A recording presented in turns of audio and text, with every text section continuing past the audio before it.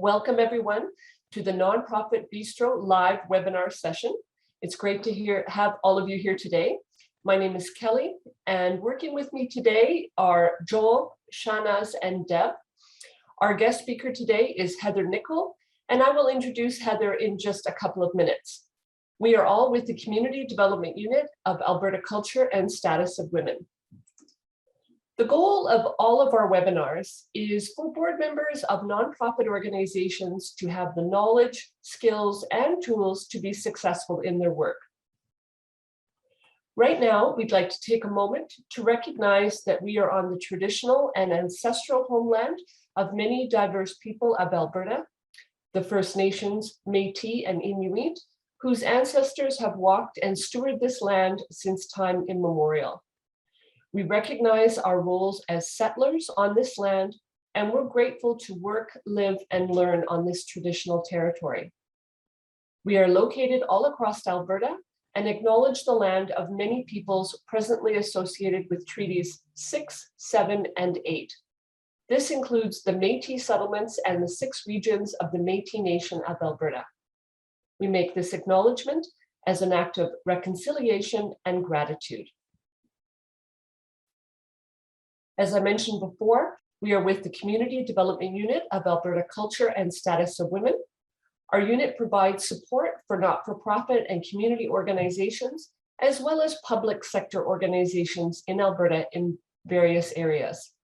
If you need information about our services, you can go to our website or give us a call or send us an email to receive more information. We do have some resources that we can share with you in our facilitation step-by-step guide. So here in the chat box is a link to the toolkit that provides additional resources and additional links related to the topic of today's webinar that we think will be helpful for you. And included in this toolkit is also a copy of the slides that we use in this presentation. The other thing I'd like to mention very quickly is that in this webinar, the information presented and the related materials are not intended to constitute legal or professional advice, the rendering of legal concepts, consulting, or other professional services of any kind. We simply want to share with you information that we think will be helpful as you navigate your organization through its operations. And on that note, we are not lawyers, chartered accountants, or the like. For your own organization-specific situations or questions, you may need to seek the advice from a professional in a related area. I'm now very excited on behalf of the Community Development Unit to introduce our second nonprofit bistro session, Basic Facilitation Tools. Have you been asked to facilitate a session and wonder what the best tools are to use? There are so many facilitation tools out there, but which one is best for your meeting? What are the advantages and disadvantages of each tool? In this session, we want to talk about the pros and cons of some popular facilitation tools that can help you have better conversations and make your next meeting a success. To help us navigate this topic and to share experiences, we've invited Heather Nichol, our colleague from the Community Development Unit, to talk to us about basic facilitation tools. So just to introduce Heather, she's a Community Development Officer in our office, Alberta Culture and Status of Women, and Heather has delivered facilitation, consultation, community engagement, and training services to social profit organizations and government entities since 2003. A University of Alberta graduate, Heather has an extensive leadership background and specializes in recreation, as you can see from this photo here. Heather is passionate about communities, people, and the voluntary sector, and volunteers with local organizations which involve her children. Most days, Heather is physically located in St. Paul. Okay, over to you now, Heather. Great, thank you, Kelly. And if you guys take a look at that picture, that's my husband in the background up there. He's swimming. I am just gonna share screens here. There we go. Okay, well, welcome everybody, and thank you for coming. This is great. Thank you for sharing your lunchtime with us. We've chosen there's about 5 different tools that we're gonna share with you today. 3 we actually get to demonstrate. The purpose is to give you the actual tools to be able to use these processes. There is a handout for this session, and it should be in the chat box, or the link is in the chat box for you. And the handout has all the information that we covered today, plus a lot more in detail. When I was putting this information together, I made some assumptions. For the next hour, I'm assuming that you're associated with a nonprofit. You're looking for tools to help frame conversations or help move a conversation along. And as well, the process tools we demonstrate are quite adaptable, and the tools shown today can be used in person and virtually. We are not going to go in depth about what is process and what is content, but in case you didn't know, process is the tool or method you use regardless of content. It is the how. Content is the what you're talking about. It is the issue or topic at hand. Okay, group guidelines.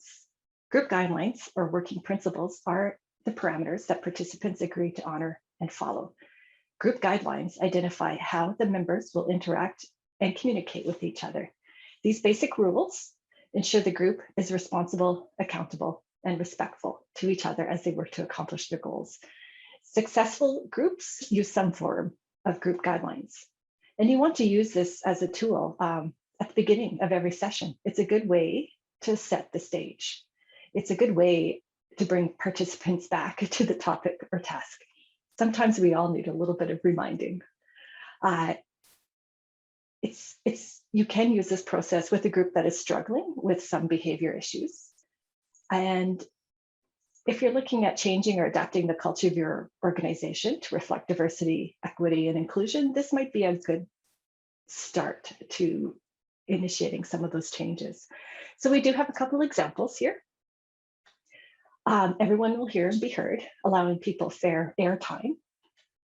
There are no absolute right or wrong answers, only good ideas. We want to hear everyone. There may be opposing viewpoints, and that's okay. We need to explore those areas too. My personal favorite is you can change your mind as often as you want. Everyone takes responsibility for their own participation. Facilitation and process can only go so far in getting your voice heard. You need to participate at the level you feel comfortable with. And silence can equal agreement. Speak up if you're uncomfortable, even when you're not sure why. And if you're using these tools virtually, make yourself comfortable. Bring your favorite beverage, settle in, do whatever you need to do to be comfortable and present. Mute and unmute skillfully. It's similar to removing distractions. Keep your camera on, unless of course you can't, but it shows others that you're present. And if you can, it's also super helpful to your friendly neighborhood facilitators. Use the chat, chat with purpose. It's a tool, use it. And finally, and I just heard this recently, was whatever you do, don't hit that little red leave button. So that's a couple that we have listed. What other group guidelines or working principles have you heard or have used that have worked particularly well? You can throw those in the chat box if you like. That would be great.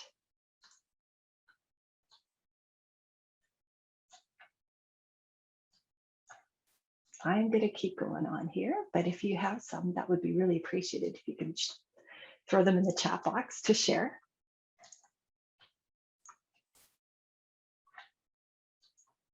Okay. So in any good facilitation and process, you need to have the right question. It's super important. The right question can be just the tool the facilitator needs to create a great atmosphere for idea generation. A good question is clear, concise, and thoughtful. A good question has intention or purpose. You want to use this process when you need your group to generate some ideas, when addressing a specific topic in a group, and to create good, clear, open-ended questions for brainstorming. Don't use this process when there is no need for a focus question, or when you don't want to open up the conversation and kind of dig in. So to create the right question, you need to identify what the desired outcome of the session is. What is needed as the final product? Begin thinking of the questions needed to get the group to this point. And then really it's start writing and write and write and revise and write again.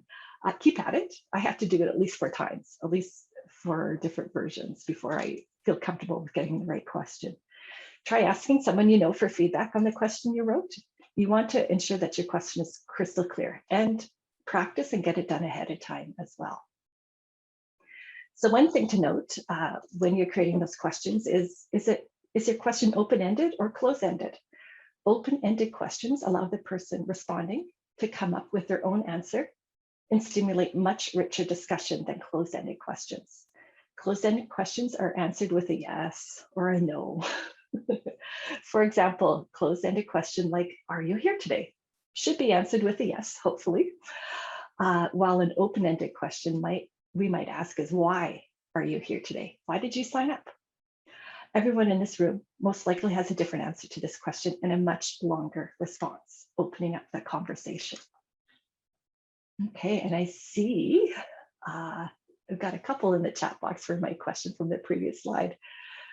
While online, ensure one person speaks one at a time. Use the raise hand feature to indicate you have something to share. I quite often, my video's on and I'm sticking up my hand waiting for my turn. Confidentiality, be a good listener for sure. And I see lots more up there as well. So thank you for adding this to the chat for the guidelines. Okay. Brainstorming. Here's our first tool. First tool that we're going to show you and demonstrate. Brainstorming is a tool that allows you to generate lots of creative ideas in a short amount of time. These ideas are written down and visible to all.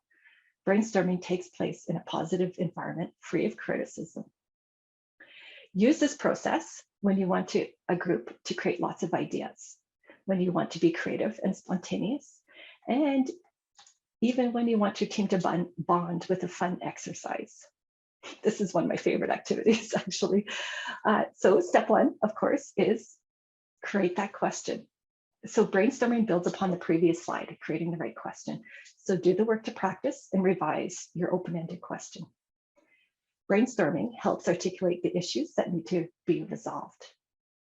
And what you need to do is you need to create some space for a visible method of recording all those ideas that we're going to generate here in a moment.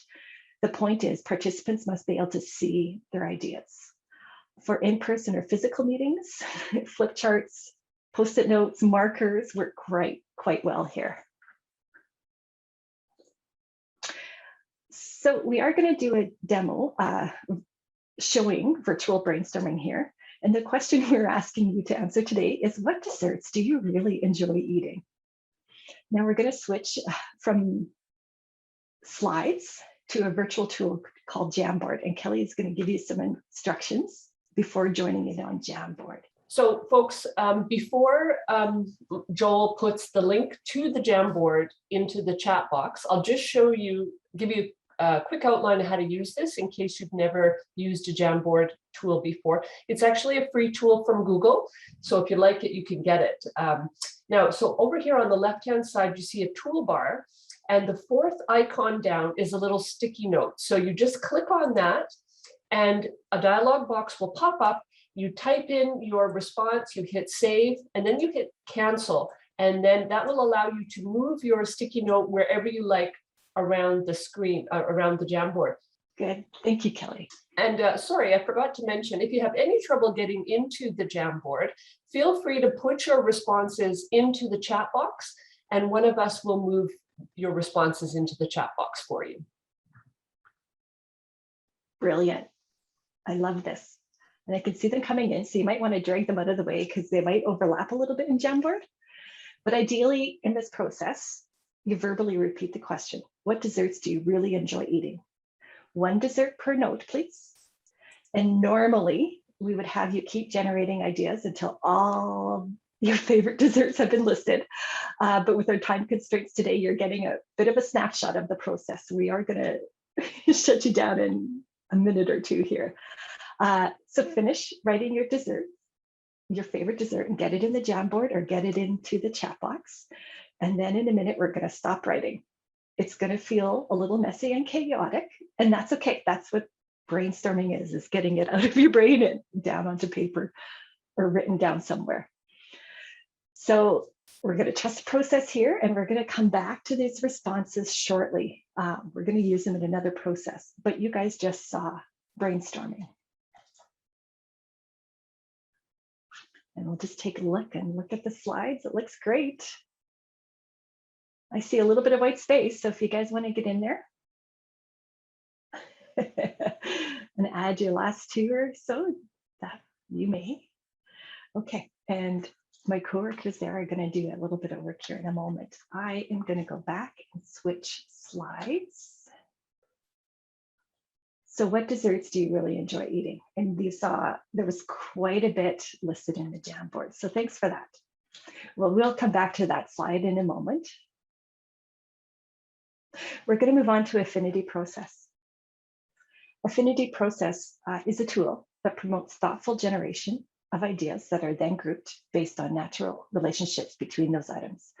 Ideas are captured, usually by using a version of Post-it notes. So some kind of sticky notes, Post-it notes, index cards, something that you can write on and move around.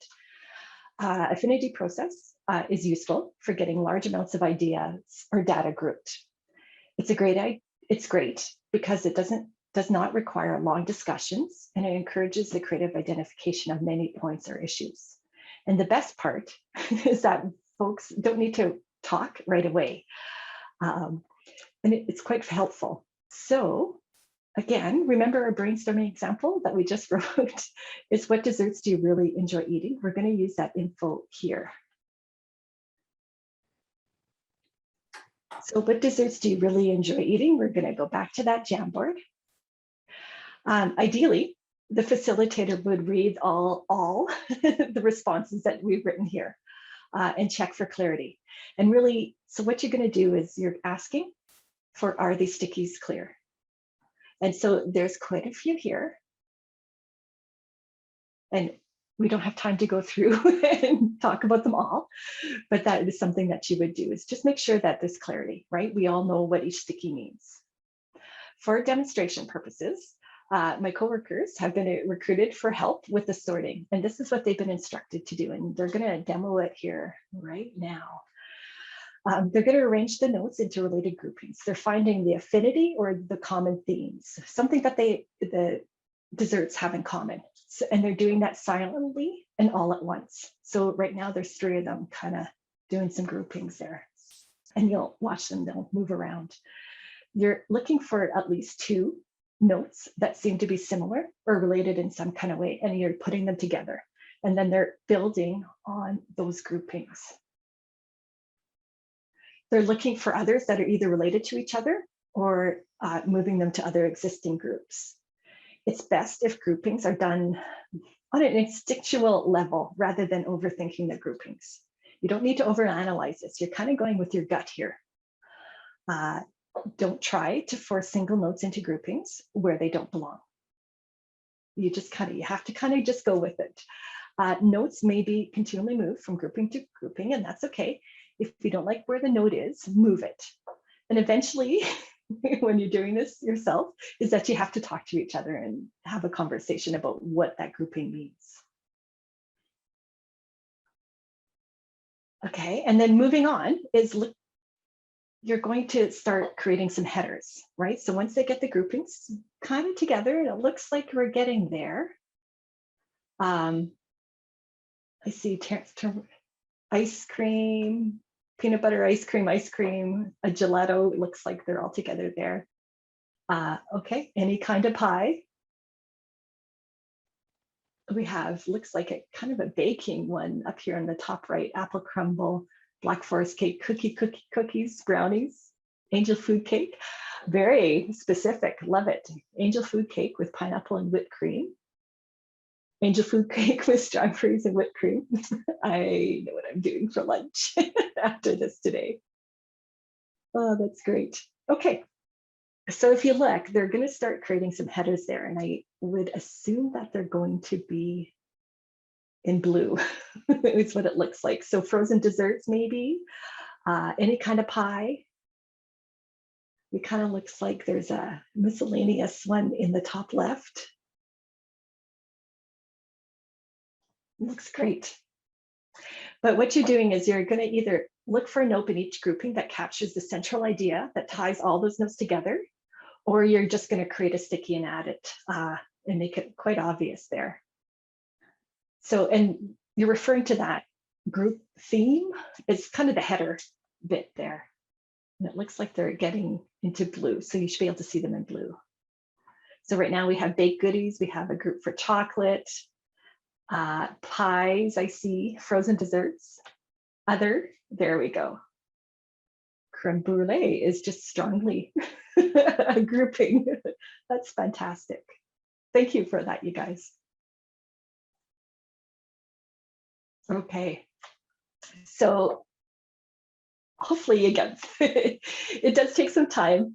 You do have to work it. You do have to have a conversation to clarify what you're thinking there. But Kelly, you can stop sharing screen, and I am going to go back. There we go. Okay. So that was Affinity process, and it's really just starting to group. Grouping, and then you name them. Okay. We are super fast here. We're going to have lots of time for questions, so I hope you think up some good ones for me. Dotmocracy. Dotmocracy is a fun, quick tool to use. The process is visual. It involves everyone's participation. And if you're in person and together, it's a bit of an energizer because it gets participants up and out of their chairs and moving. You're going to use this process for prioritizing large lists. So we have quite a big list of all our favorite desserts. And we're going to actually come back to that in a minute. It can be used to identify where the groups have consensus and what they feel is important. And it's a great I call it a pulse checker. It's a snapshot of kind of how our group is thinking at the moment. And it's quite fast and effective tool to use. So going back to our desserts question, we are going to use those affinity ideas. And let's see if I can share the screen. Here's the pen moving around. It doesn't look like a pen, but it is. So here we go. So back in Jamboard, and we're going to let you guys in a minute again. As a group, what we'd like to know is collectively, what desserts do we really enjoy eating? And you're going to get to answer the question, and you get 2 votes. You can spend your votes on 2 dessert groupings. So you can spend them on 2 different choices, and you're voting on the grouping now. Or you can, if you really are quite passionate about one group of votes or one group of desserts, you can spend both of your votes on one dessert grouping. Okay, you get 2 votes. You can choose how to do them. So in Jamboard, there we go. We got Kelly's another. So she's going to take her pen. You're clicking on that pen, which is the top bit there. You're going to just give yourself just a tick. And if you're really good at it, you can do a check mark, but just give yourself a tick on where you are quite passionate about your dessert. So go ahead and vote, and we'll watch here. We'll give you a minute.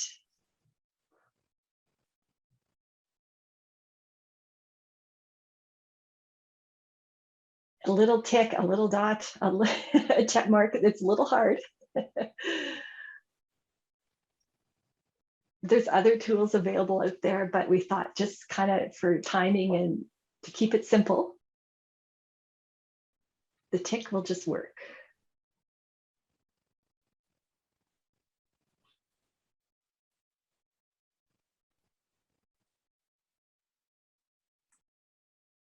Then again, you're voting on the groupings, and you've got 2 to spend.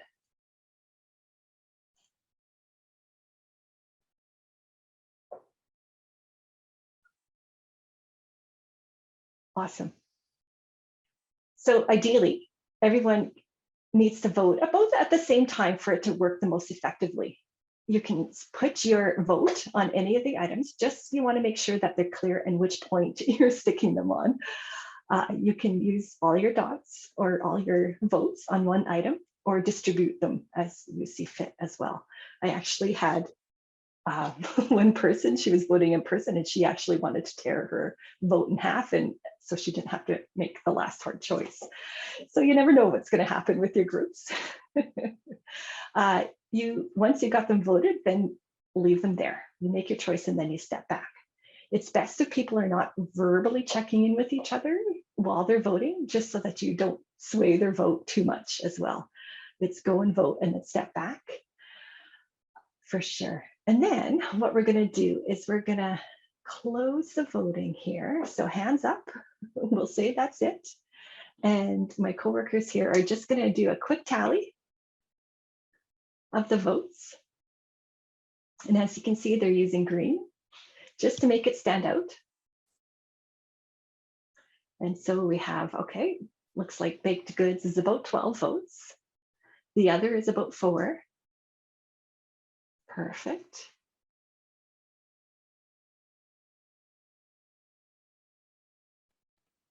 We got about a 10.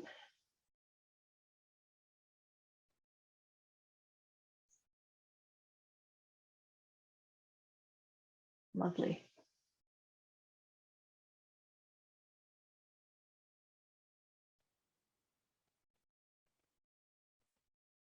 I'm kind of impressed with the creme brulee group that you're so articulate on your specific dessert. That's great. Okay. So if you're in person or when you're doing this on your own, you can have a helper help get doing the counting, and just so that it goes a little bit quicker. And we're just looking at a snapshot. So I'm not 100% sure if the numbers are correct here, but that's something you would do on your own and just double check. But collectively, we have, looks like a top 3 that are quite obvious. So baked goodies, anything with chocolate in it. And is that cream-based desserts? Looks great. Okay, those are our top 3. And then creme brulee is a runner-up, as well as pies. And then we also, I can't quite see it here, frozen desserts, and that other category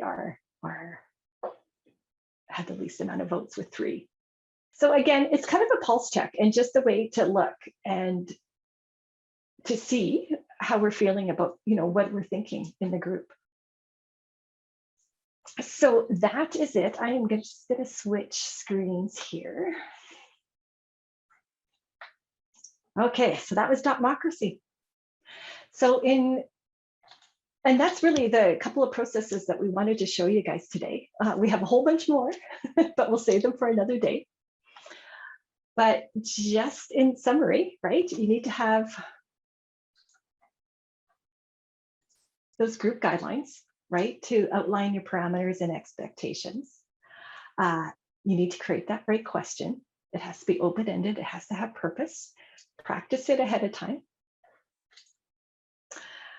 And then on to brainstorming, right? It's just really getting it out, writing it down. One idea per note. And then you begin to start sorting them into the affinity process. And the affinity process is really about sorting and finding the things in common and creating those themes. And you start with 2. And then you build from there with other like-minded. If you're kind of not sure about where to put one specific sticky note or one idea, then you ask yourself, where does it add value? Where does it add the most value? And usually you can kind of find a home for it as well. And then Dotmocracy, it's voting, a version of voting. In the handout, there's quite a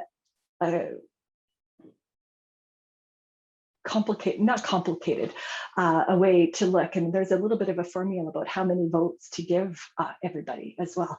And it's quite interesting. We're finding though, that's quite a few, and on paper it works quite well, but in virtually we're finding that less is more for voting. So today we gave you 2, and you can see how busy the the votes got on the screen. So even, I don't think I've given groups lately virtually any more than 5 votes, depending on how many things they're voting on. So just another little bit of a tidbit for you. Other than that, we're going to open it up to questions, and I'm going to turn it over to Kelly here.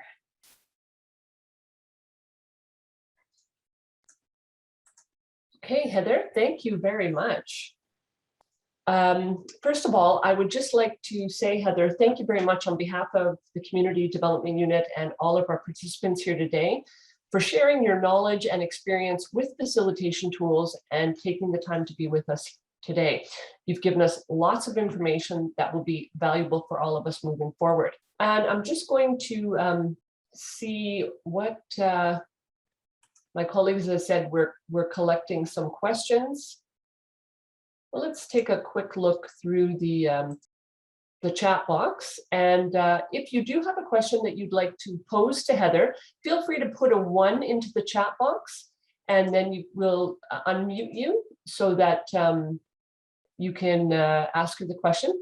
I do see that there was a question related to how do you get an account for Jamboard? As I mentioned, Jamboard is a free tool available from Google so that you can access that. Shanaz, did you want to respond to the question about the Jamboard? Do you have any more details for folks?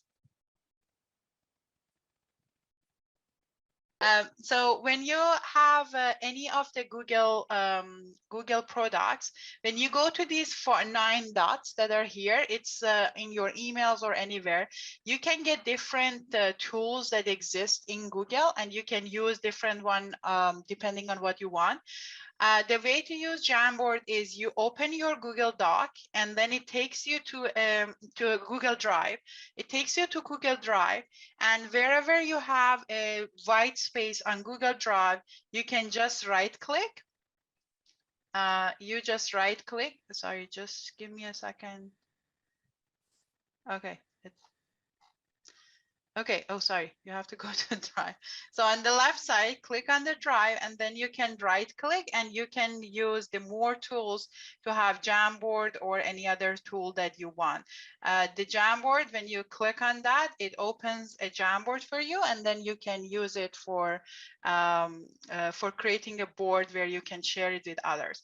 And to share it, the important thing is that, and it is for the case for all Google tools, you click on this share button, which is in different colors in different tools that Google has, and then you can share it through this link, this copy link. You can share it with everybody, and here you can change how you want people to have access.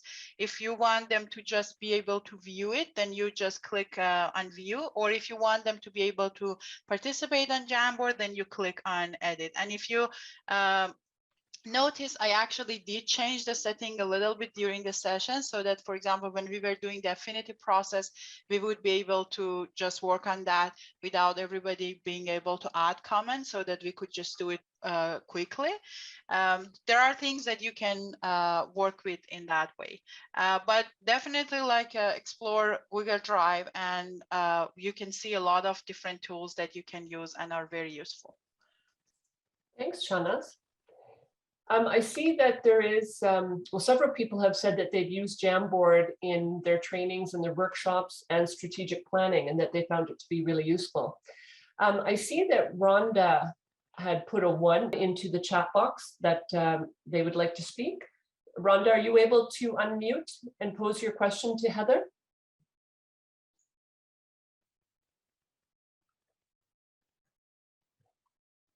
I think Rhonda might be having a little bit of trouble.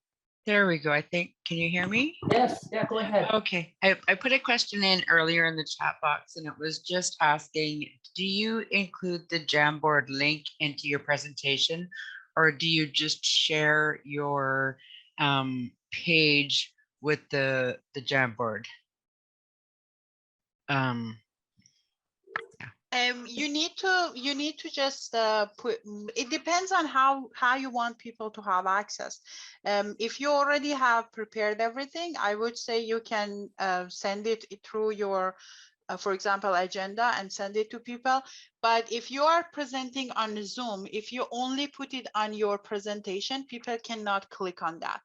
So you need to put the link in the chat box as well. The same way that we were doing today, we put the link in the chat box. We could put it on the presentation as well, but you wouldn't be able to click on that. Okay, so how do you then, like if you share the link in Zoom, how do you also show the presentation where you're presenting it? You mean presenting Jamboard? Yeah. So when you share your screen on Zoom, like for example, I am doing it now. When you share your screen on Zoom, so you can put the link into Jamboard into the chat box, but at the same time, you are sharing your screen so you can have that there. For example, right now I am showing you the screen, and Joel actually will put the link to the Jamboard again in the chat box so that you see that it is possible for this to happen. Okay. And the other part of my question was, can you use the Jamboard in your Zoom breakout rooms? Yes. Okay. Yes, as long as people have the link to that Jamboard, they can use it even in the breakout rooms. Okay, great. Thank you so much. Yeah, you're welcome.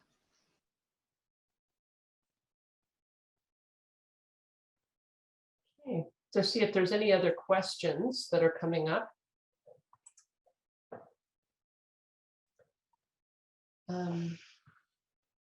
I did see this one question was, how do you add emoticons to your names for facilitator, moderator, or technical support? You can actually search on Google for Unicode icons. So for example, for moderator, I use the word moderator, or like, for example, a teacher, and then I put Unicode under after that, and then I search on Google, and it gives you a lot of websites that can give you Unicode icons. And those Unicode icons can be, you can put them on a, you can put them on a Word document, and then you can copy them and add them, rename yourself and add them to your own name on Zoom. Okay, any other questions? I'm just quickly scrolling through the chat box to see if I can see any more questions. Again, if you have a question you'd like to pose live to Heather, just go ahead and put a 1 into the chat box. And just sorry, go ahead, Heather. And just a note about the tech, right? This Jamboard is one tool. There's lots of other tools out there, and you need to practice ahead of time what you're going to do, because you need to know what you can and can't do in each program as well.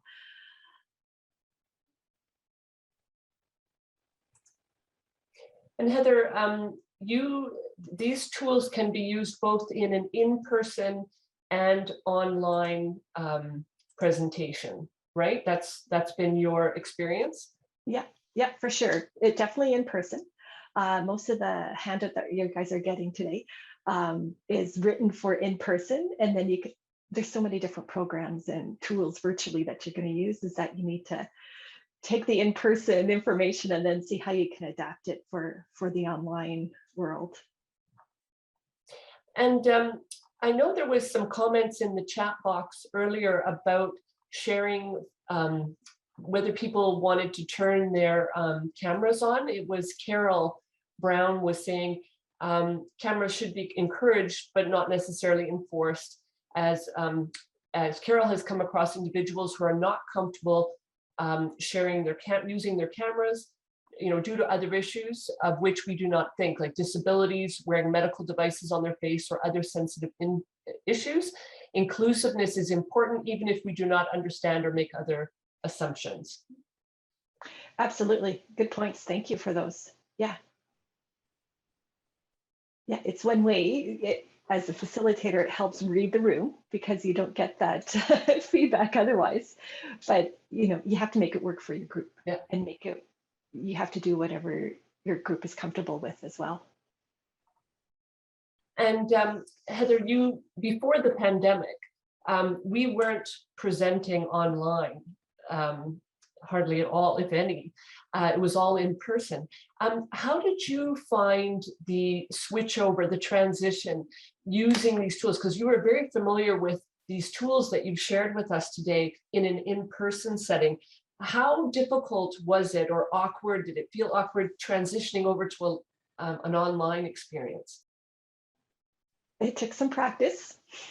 We started probably, we used Jamboard a little bit, but you have to practice ahead of time. So most of the tools, these tools that we're showing you, and probably the basic general tools to help conversations move along, there's a way to transfer them or adapt them online.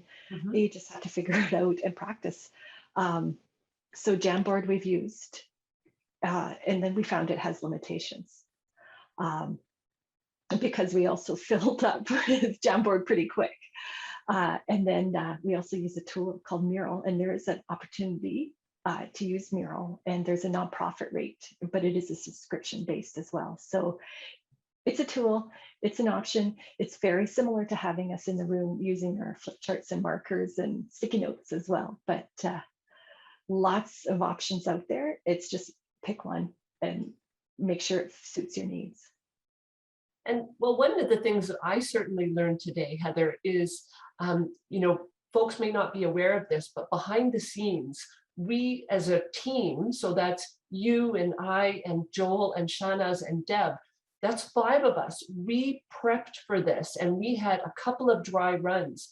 So that's one. Would you recommend to people that before as they're prepping for an online meeting, that they do some dry runs? And I was surprised. We spent quite a bit of time on this prepping. Yeah, have a plan, and then about 4 other backup plans is a good idea. Because I could share my screen, but my escape button wasn't working, so I couldn't switch over to stop the presentation, to switch over to Jamboard. And I just did change my batteries too. So it's helpful. Have a plan, make sure everybody kind of knows what's happening, and then have your backup plan, at least 1, if not 2. And if folks were doing maybe a hybrid facilitated session, so they had some folks in a boardroom in person, and then some folks who were attending the meeting online, do you have any recommendations? Like, would you want to have someone physically in the room that's assisting you, or how would you structure that? Well, that's a big one. Double your planning and time for sure to prep for it, and you have to do things that you wouldn't normally worry about if you were in person or just online. And really the biggest one is, how is everybody going to see and hear each other and contribute, right? So folks have to be able to communicate still, right? It helps if we can see and hear each other. But if 6 people are in one room and there's only one mic, how are the other folks online going to hear that conversation and still contribute and still hear? So that's tough. You have to think of those ahead of time. You have to figure out what tool are we using so that we can collaborate together or have that conversation. Even a Google Docs or Google Slides still works, right? Because we can still use it together. But we still have to make sure that everybody can still hear, see, feel that they're able to contribute. I did a session here a couple months ago, and there was about 8 people in one computer lab. And we spent 2 hours prepping. That was online.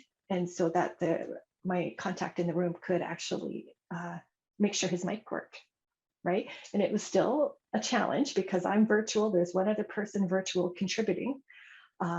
But you still have to rely heavily on somebody to help you in the room, right? To read the room, to make sure that we get snack breaks or bio breaks.